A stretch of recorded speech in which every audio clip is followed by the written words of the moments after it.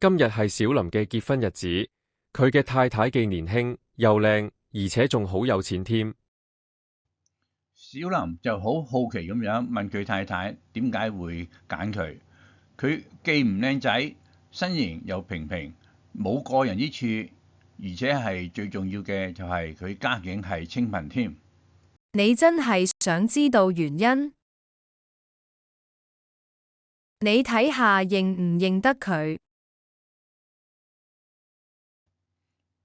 唔認得。你記唔記得3年前，你響火車站遇到一個乞衣呢？雖然你嗰陣時身上冇乜錢，但係你依然因為你嘅愛心而俾咗10蚊佢嘅。佢就攞住你俾佢嘅10蚊買彩票，居然中咗頭獎，彩金有成2000萬添。